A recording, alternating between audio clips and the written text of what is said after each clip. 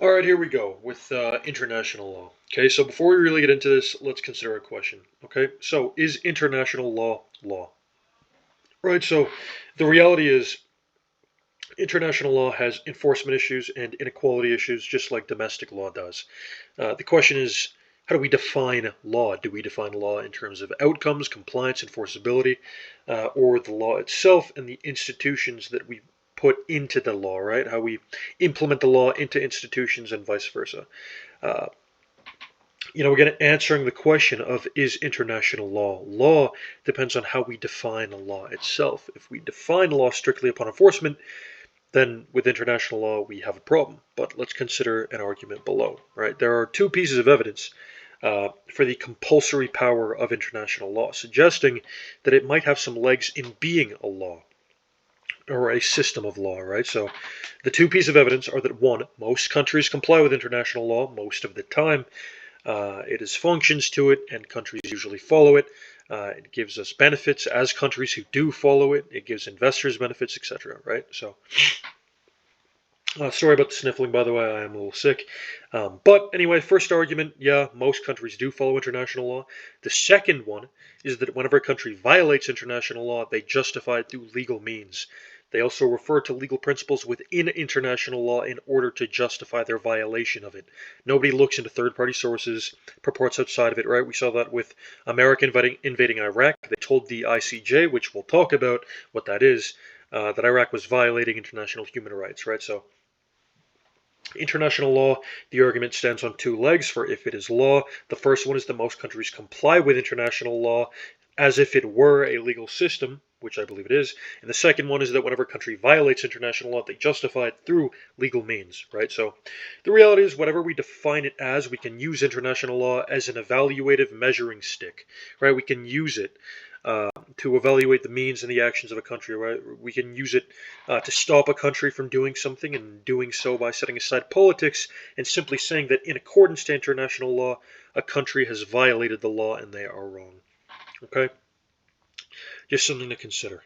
Anyway, what is international law? Okay, international law refers to the systems of rules, norms, and principles that govern the behavior and interactions between sovereign states and international actors. That's important because when we look at international actors, we're looking at international legal personality, right? What is legal personality? Legal personality is this idea that you have legally recognized rights and responsibilities, right? So when we say that international law is a system of rules, norms, and principles governing interaction and behavior between states and international actors, we're saying that not only states, but these international actors have legal personality, right? Uh, in addition to that, these actors do, right? These international systems, things like the UN, the EU, NATO, they all have a degree of legal personality. And this is important because it means that they can sue, they can be sued, they can pursue legal matters, whatever it may be, right? But either way, states themselves are the primary subject of international law. Within international law, there are various different sources of it, like treaties, tribunals, customs. We'll talk about those. In international law, we don't really have statute law, right, like we do in domestic law. We do have case law, though, and we're going to get into that a little bit, right, especially in the case of tribunals. And finally, like international society, which we talked about last chapter, international law is a highly debated concept, right? That is generally our intro to international law. Again, essentially all that you need to know. International law refers to a system of rules, norms, and principles governing interactions and behavior between sovereign states and international actors. International actors being things like IGOs, INGOs, MNCs, things like the UN, EU, NATO, and these international actors have international legal personality. Therefore, they have legally recognized rights and responsibilities. Moving on. Sovereignty and its role in international law. Sovereignty is the most important principle in international law, right? But before we really get into it, let's look at some context, right? So Canadian law is centralized and top down. It's based in federalism and it's entirely hierarchical, right? We looked at that diffusion, that vertical diffusion of accountability, that vertical diffusion of power within our domestic law. That's through the federalistic nature, right? Federal government, provincial government, etc., etc. uh, as opposed to the horizontal diffusion, which is mostly talking about the different branches of government. So in Canada, again, we are federalistic, we are centralized top down.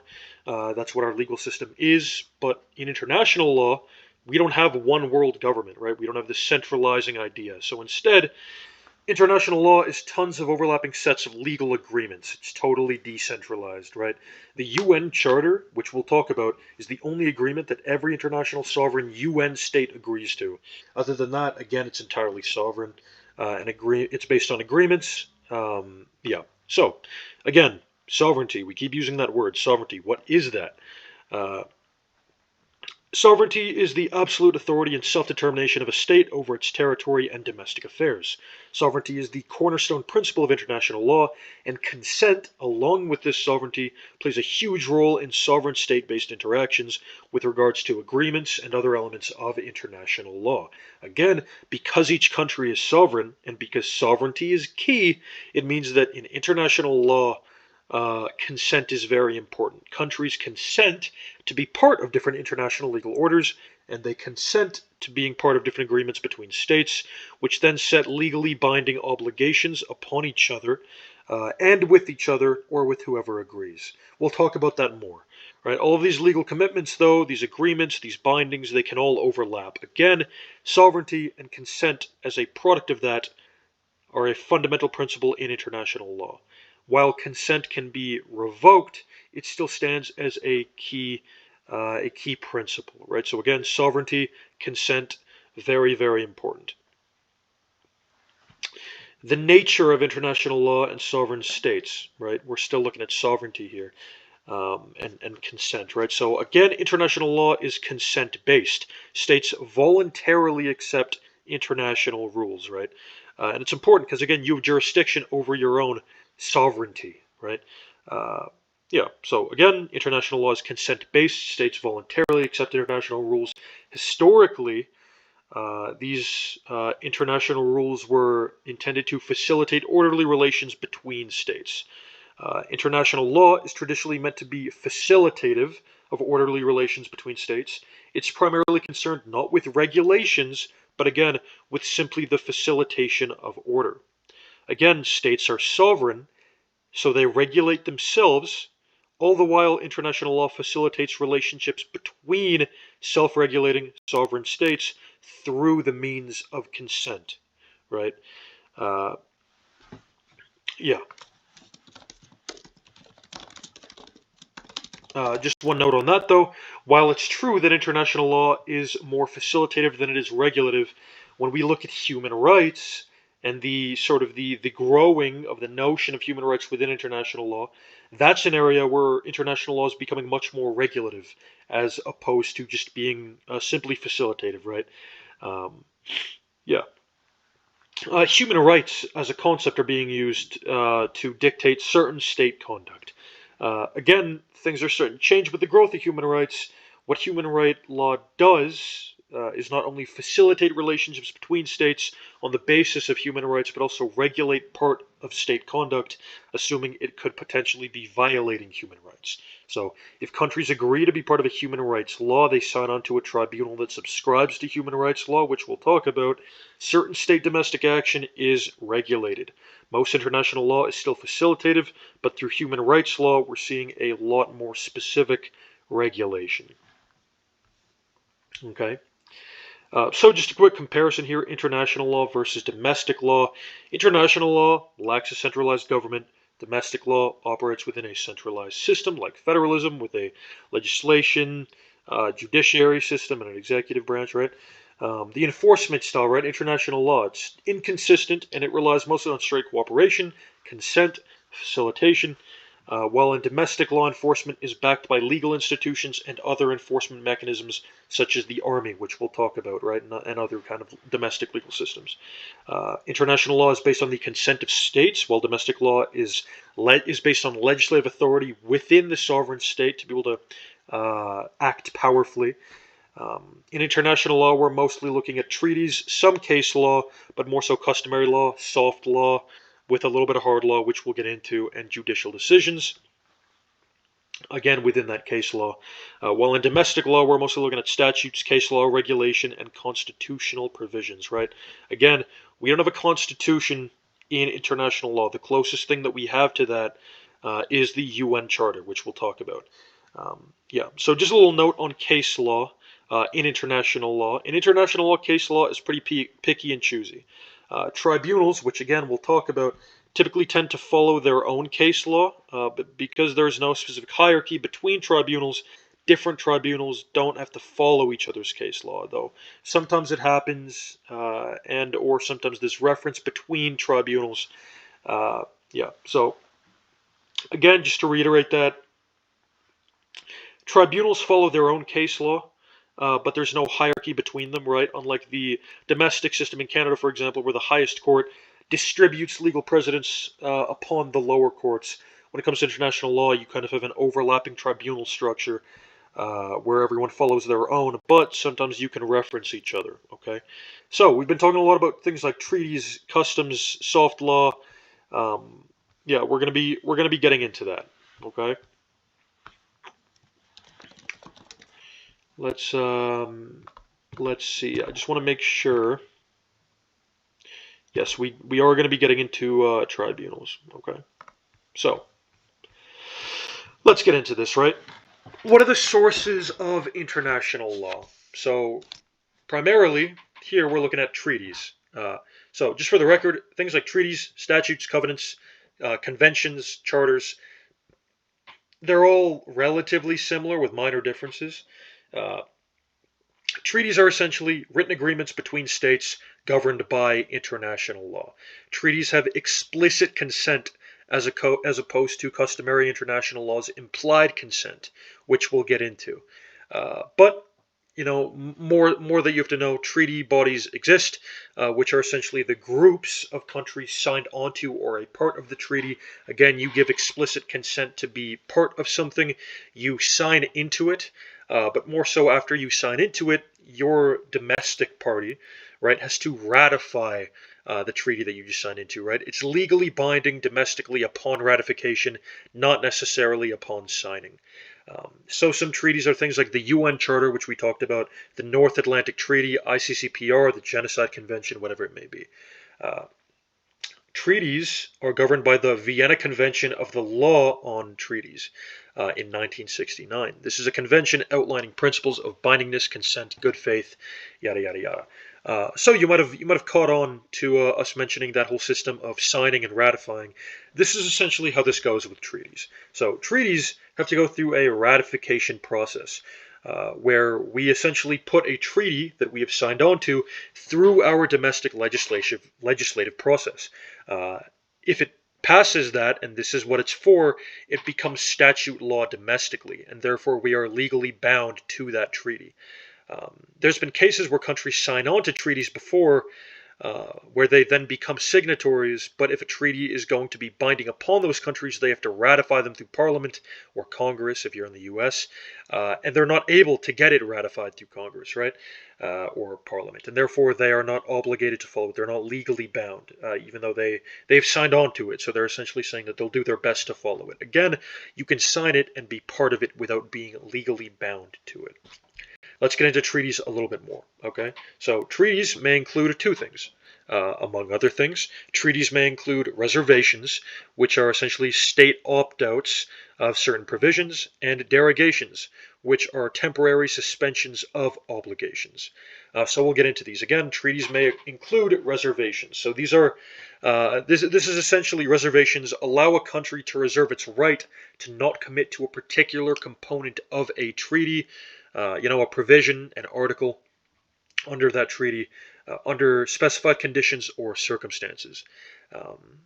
So, for example, we looked at the Convention on the Elimination of All Forms of Discrimination Against Women, and the fact that that is a legally binding piece of treaty of women's treatment, right? This Convention on all forms being of discrimination against women being eliminated. It includes in it a rule about no domestic violence being allowed. And many countries, even up until today, will not agree to that. Therefore, CEDAW, or the Convention on the Elimination of All Forms of Discrimination Against Women, has reservations. It has these areas where states can opt out under certain circumstances. For example, Sharia law is something that's internationally recognized right within Muslim countries. So countries have entered reservations saying that if an article or provision violates Sharia law, they aren't required to follow the treaty. Uh, why do we allow this is the question. Why do we even allow reservations? Why can't we just pass these all-abiding, all-commanding treaties saying you have to follow this? Well, essentially, we prefer that a country has a door further into the humanitarian rights system than be fully outside of it. And that is why, right? So again, treaties may include reservations, which we just went over that, and they have derogations. So what are derogations? If you remember, we said they temporarily allow countries to suspend some of their obligations. So again, derogations essentially allow a country to suspend some of its legal conditions during times of national emergency. This is important in civil and political rights, as the government or a party is within its rights to sideline certain rights for the sake of the nation. So sometimes human rights are sidelined as a product of that. The War Measures Act in Canada, or the Emergencies Act, is a derogation, right? It is a temporary suspension of obligation, a temporary sidelining of certain rights and freedoms. There are two qualifications for derogations. One, it has to be necessary. You can't just do it because you don't like something. And two, what's derogated has to be proportional. Your reaction can't be extreme compared to what you're sort of targeting through the derogation, right? So again, we have treaties. These are these like consented upon, signed in written agreements between states regarding certain systems that have explicit consent as opposed to implied consent as you're signing onto them. The signing process leads to a ratification process, and once they are ratified, they are legally binding. Within them, we have reservations, which are state opt-outs of certain positions, and derogations, which temporarily allow suspension of obligations, with two qualifications: necessity and proportionality. Moving on, let's look at customary international law. Customary international law is law arising from general state practice and the belief that such practice is and should be legally required. What is this in Latin? This is opinio juris, right?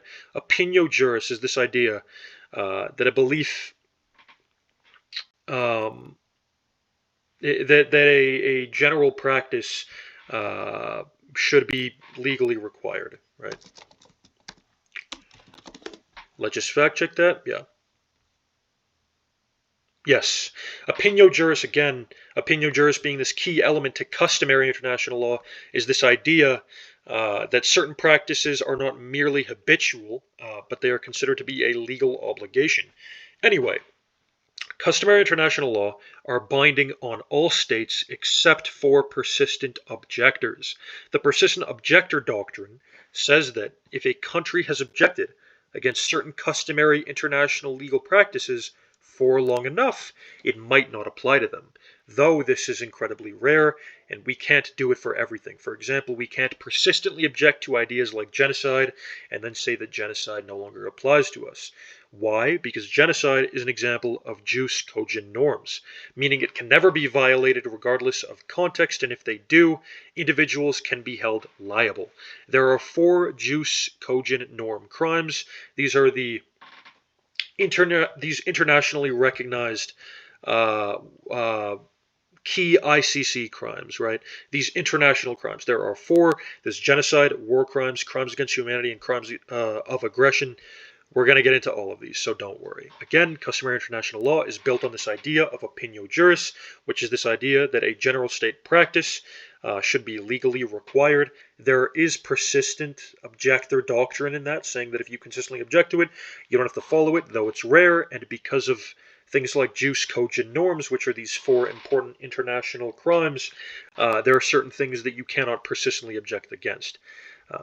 Yeah, so when we were talking about treaties, we looked at explicit consent, right? This idea that you sign on to it. As you might have been able to infer, customary law is implied consent, meaning it isn't written down consent, but instead it's implied. Again, it's implied consent. By being part of the international system, countries are implying consent to these laws. Customary international law application is determined by two things particularly. One, we need to ensure that states actually generally act in this way, again, because then it can become general state practice, and the belief then is that these practices should be legally required. And two, intent is important when establishing customary international law and its application, right? Do states actually think that this is and should be long-standing practice, right? We can't just look at something that's consistently happening and assume that it's consistently happening because all states agree that it should be. It could just be coincidence. So again, for the application of customary international law, we have to look at, one, are states generally acting this way? And two, do states actually intentionally mean to be acting this way? If so, then this customary international law is made, right, through this opinio juris notion. Essentially, long-standing practices are established, and then we consider if states are intentionally acting in this way, and then we move forward, right?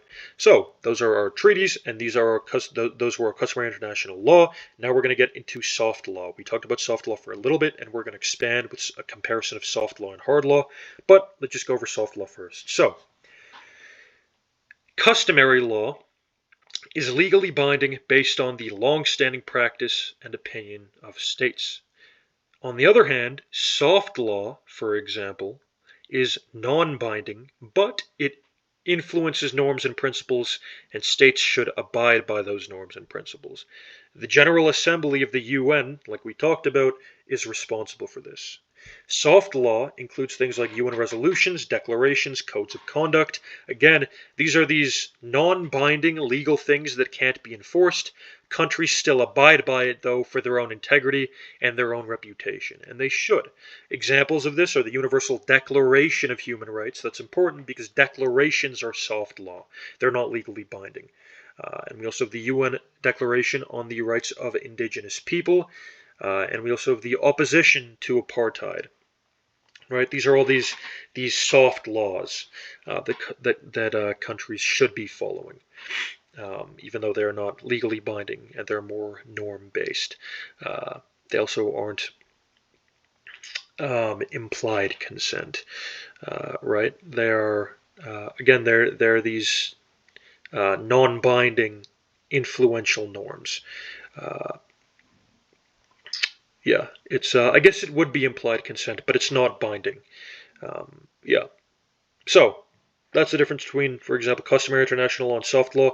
Customary international law is implicit consent, but it is legally binding based on those long-standing practices. On the other hand, soft law, again, it is non-binding, though it does have implied consent, and it's based on norms and principles that states should be following.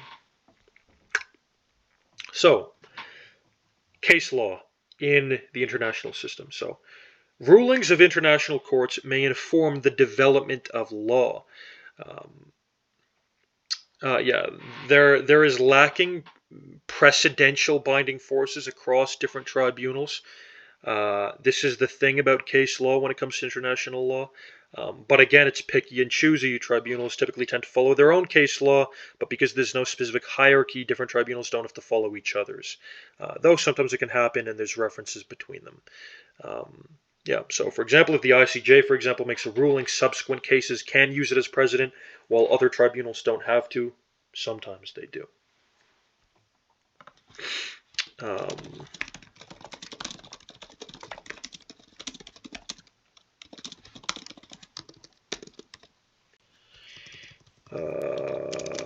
Yes. Okay. So, again, those were our sources of international law. Treaties and the reservations and derogations that come with them.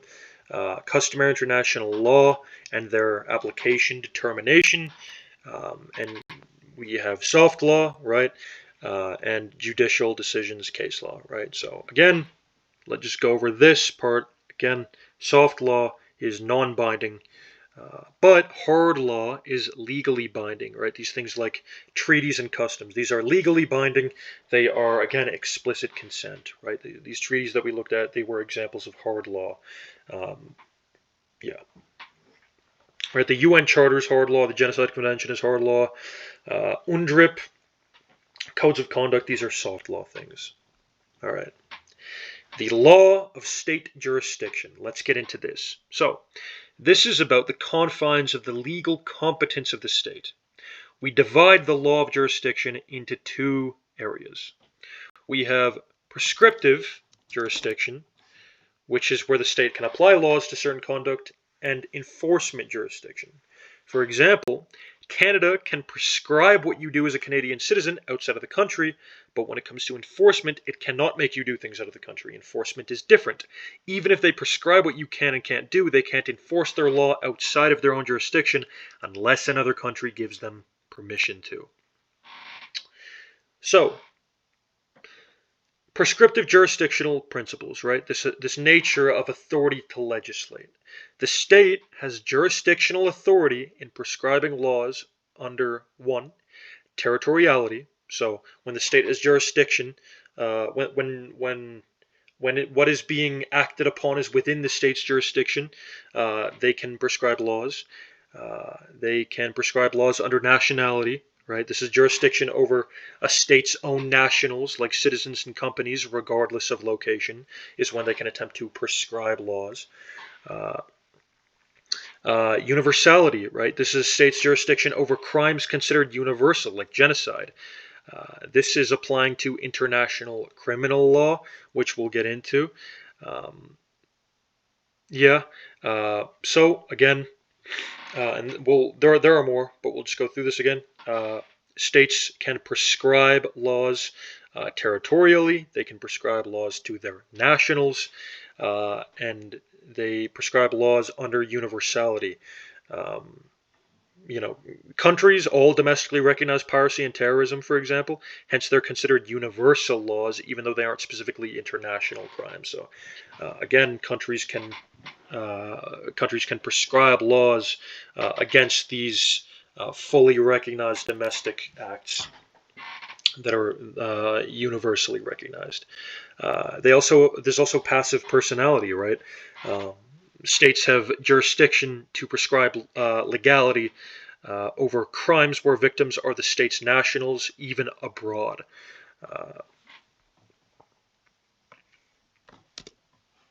We kind of talked about that with nationality a little bit, right?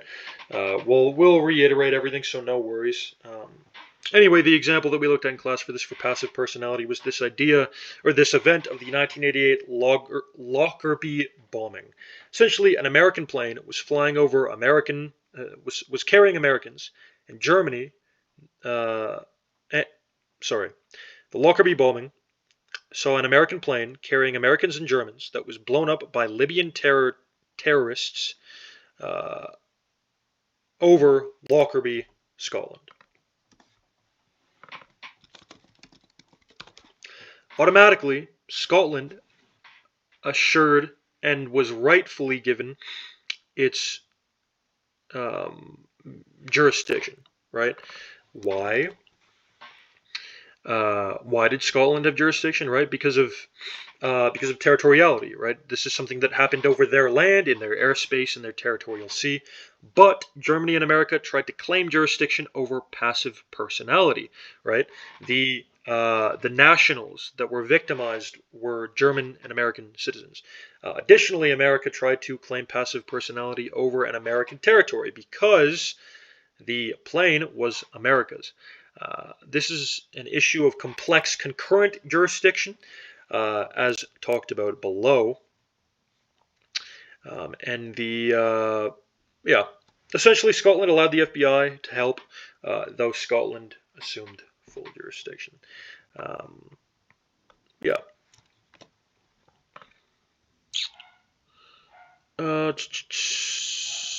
Yes.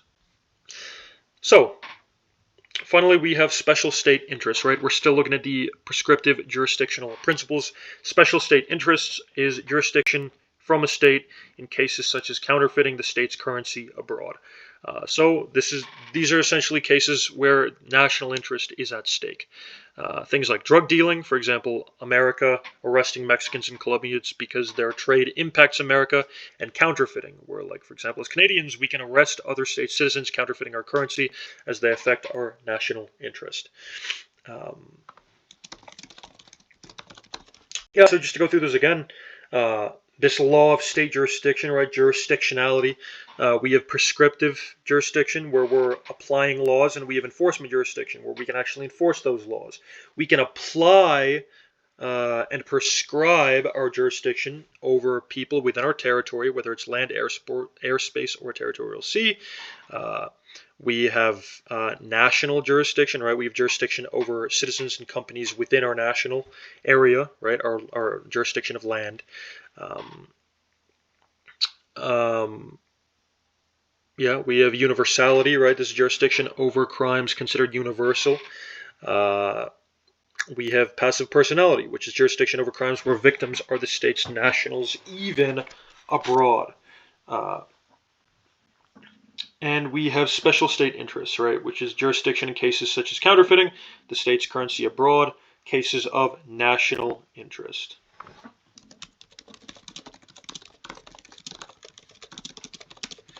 Yeah.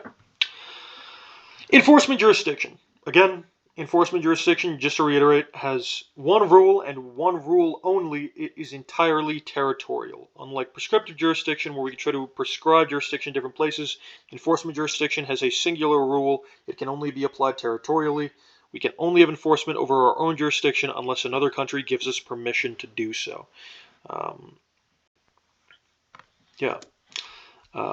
And we talked about it for a second. Concurrent jurisdiction. Essentially, this idea is just that more than one state can claim jurisdiction over the same act. If you're operating in another country's jurisdiction, but you manage to, for example, lure someone onto your jurisdiction, like in your consulate, onto your boats, whatever it may be, which is jurisdictionally under your country, they're technically now under your jurisdiction. However, there's some legal issues with this. Ultimately, land territory will always take precedence. But, again, concurrent jurisdiction, more than one state claiming jurisdiction over the same act. Enforcing compliance with international law.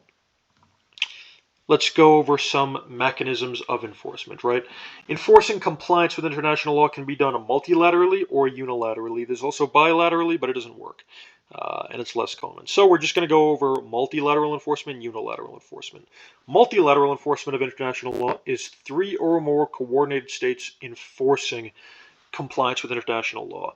Multilateral enforcement usually sees things like sanctions that can be comprehensive, that sees like broad restrictions on things, or targeted, that sees restrictions for certain individuals or certain entities.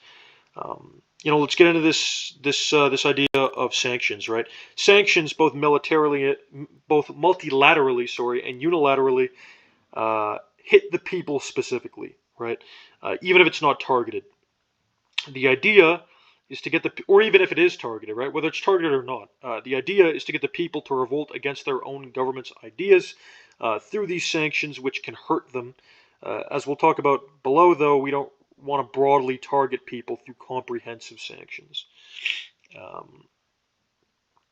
Right. We used to practice comprehensive sanctions, but we don't really do it anymore, as it can cut citizens off from much needed goods and things that they are in need of. Now more so we target, right? We specifically target, where we go after people, industries, companies, but not broad sanctions. Again, this is part of this idea of the fact that we don't really use sanctions to punish. We just try to do it to enforce compliance. Afterwards, as soon as compliance is, re-given, right? We have assured compliance once again. The sanctions are laid off. This is typically handled through the UN, but it isn't always. If the UN can't multilaterally enforce sanctions, because a member of the P5 can veto multilateral decisions to sanction, we can unilaterally sanction, right? We can just, as a bunch of countries, individually, not through an international system working together, decide to unilaterally sanction, we can. But depending on the circumstance, that can be illegal. We'll talk about that. A couple more things on multilateral enforcement. This includes the authorization of the use of force. Again, the Security Council has to authorize that. The only legal use of international force comes through the UN. Multilateral enforcement is the most effective form of enforcement. We usually see multilateral enforcement through the UN.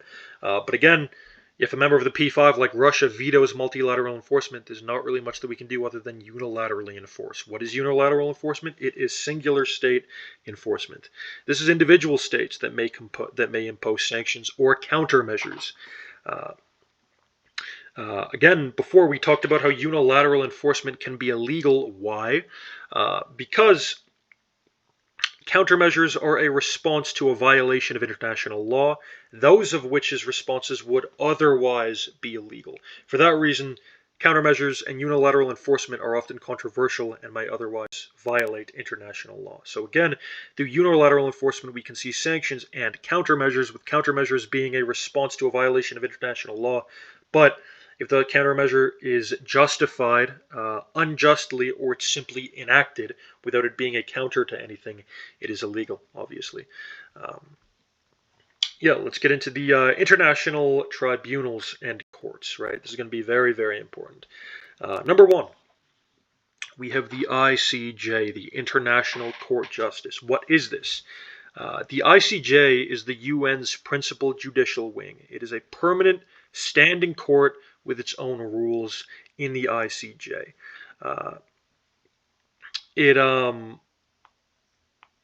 Let's get into it, right? So the ICJ has universal jurisdiction, meaning it can assume jurisdiction over any issue as long as the countries involved agree to it. It typically settles state-to-state disputes and offers advisory opinions as opposed to the direct sentencing and holding accountable for certain international crimes. That's more the ICC's job, which we'll talk about. But yeah, so the ICJ, the UN's principal judicial wing, has universal jurisdiction as long as a country agrees to be involved with it, and settles state-to-state disputes and offers advisory opinions.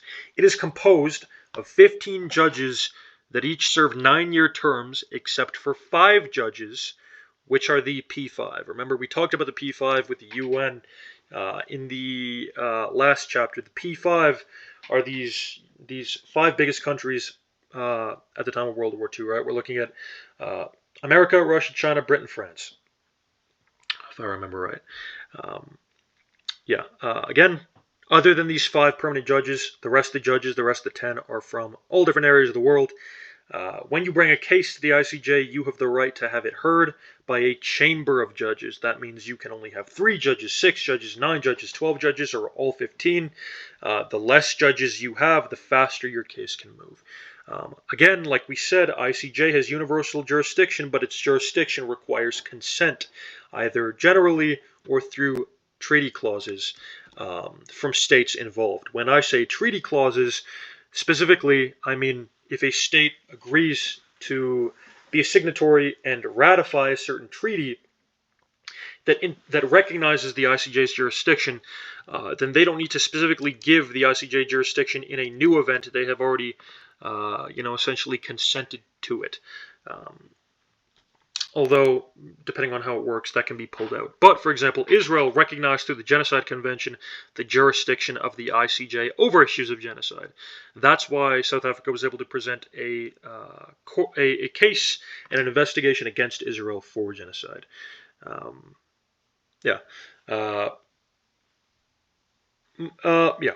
the ICJ can order provisional measures, right, upon members of a case who they have jurisdiction over. So, for example, the ICJ ordered Russia to seize its advancements in Ukraine during their ICJ case. Russia did not listen, just for the record. But, yeah. They do have the ability to order provisional members upon members of the case. The ICC, right? If the ICJ is more this dispute settling, advisory opinion giving court, the International Criminal Court, the ICC, is essentially what our domestic courts are like. They deal with individual criminal responsibility for grave international crimes. It is the only court that deals with international criminal law. It was established by the Rome Statute in 1998, and we'll talk about that. There are 124 member states to the ICC. There are 18 judges and a president. And it investigates things like genocide, war crimes, crimes against humanity, and aggression.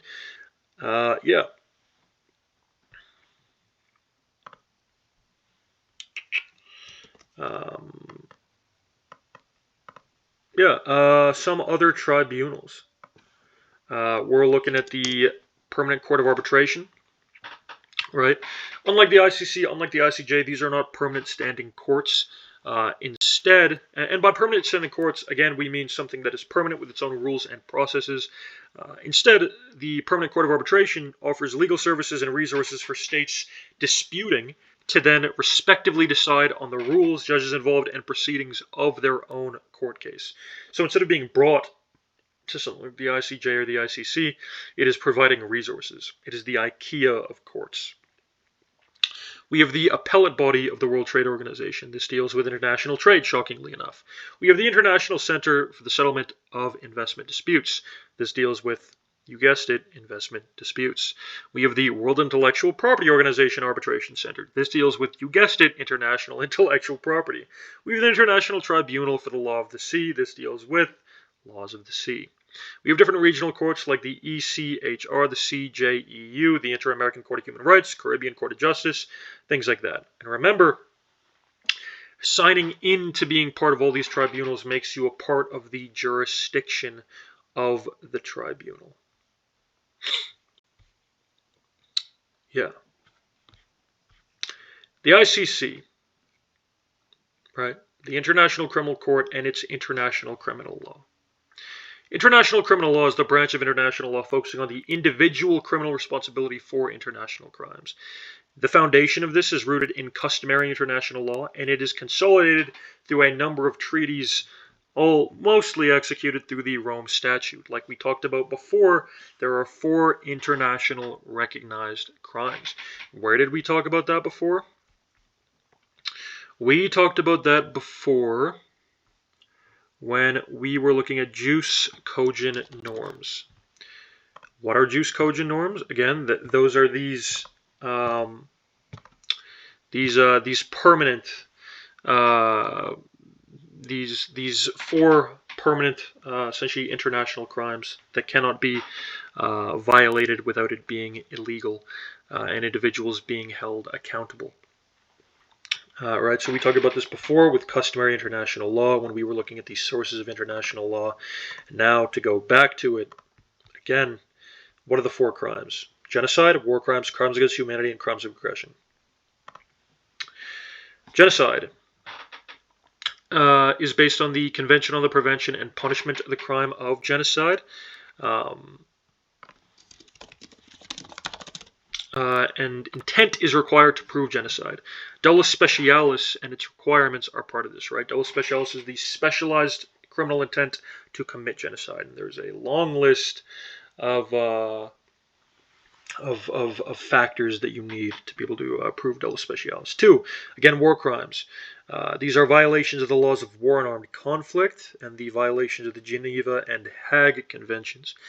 We have crimes against humanity, which are systematic attacks against civilian populations, including people or infrastructure, and violations of other human rights. And we have crimes of aggression, which is the use of force violating UN Charter principles.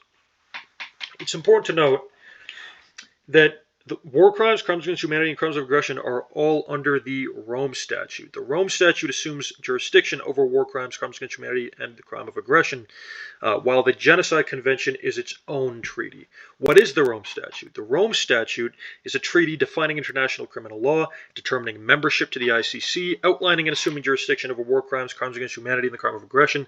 Again, countries need to sign on to the statute for it to assume jurisdiction. There can be overlapping between all of these things, right? But intent only matters in genocide. International human rights law. Let's look at that for a sec. This is going to be a quick portion. International human rights law is concerned with the rights individuals possess simply by virtue of being human. It is based on natural law traditions, and it is a regulative form of international law, increasingly intruding into domestic affairs, like we talked about. It's not simply facilitative, right? What are the core instruments in international human rights law?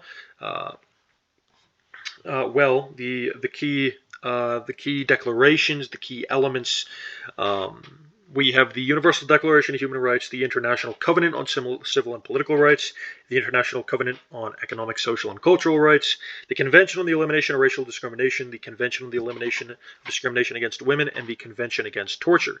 The first Declaration of Human Rights came with the Genocide Convention one day before the Declaration of Human Rights, right? So we had an initial Declaration of Human Rights law that came with the Genocide Convention. Then, officially, the Declaration of Human Rights came.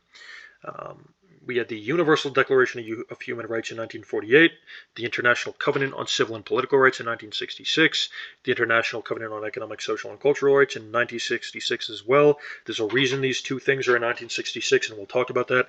We have the Convention on the Elimination of Racial Discrimination in 1969, the Convention on the Elimination of Discrimination Against Women in 1979, and the Convention Against Torture in 1987. So, the International Covenant on Civil and Political Rights and the International Covenant on Economic, Social, and Cultural Rights took what was declared in the Declaration of Human Rights and made it legally binding.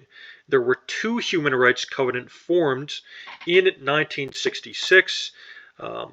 Again, these were the Covenant on Civil and Political Rights and the Covenant on Economic, Social, and Cultural Rights that took their rooting from the Universal Declaration of Human Rights.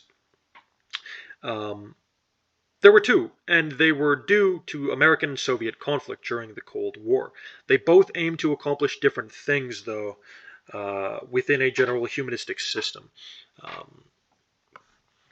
The Universal Declaration of Human Rights is not legally binding, as it is a declaration.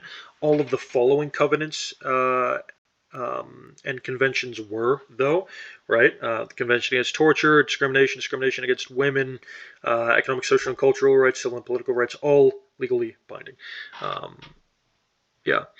The Universal Declaration of Human Rights, the International Covenant on Civil and Political Rights, and the International Covenant on Economic, Social, and Cultural Rights are all typically considered to be the International Bill of Rights, those three together. And remember, countries have to sign on to these things and then ratify them for them to be fully in effect and application and applied within the country. Again, an example we saw with that was Iran looking at what was the term? A reservation, for example. Iran made a reservation in the Convention on the Elimination of Discrimination Against Women. And finally, at the start of the class, we looked at a landmark case. This was the Iran-Contra affair case, Nicaragua versus the United States of America. Essentially, following the Iranian Revolution, militant groups took over the U.S. Embassy and held diplomats hostage in Iran. A long standoff took place. In response, the UN went to the Security Council and said we need to impose sanctions on Iran for violating international law. This included weapons sales and such, that of which the U.S. detailed at length. The U.S. Security Council the UN Security Council agreed on international sanctions that were U.S. proposed. Then, in the 1980s, the U.S. violated its own Iranian-placed sanctions and started selling weapons to Iran. They were selling weapons under the table to Iran in order to fund counter-revolutionary operations in Nicaragua, which is a violation of international law. In 1986, Nicaragua took the U.S. to the International Court, claiming that it is infringing upon their sovereignty. This is the first time that a third world country took the first world country to court. Nicaragua won the case, right? The ICJ then made the U.S. Pay reparations, and the U.S. naturally refused to do it. That is our lecture on international law. Again, we went through what is is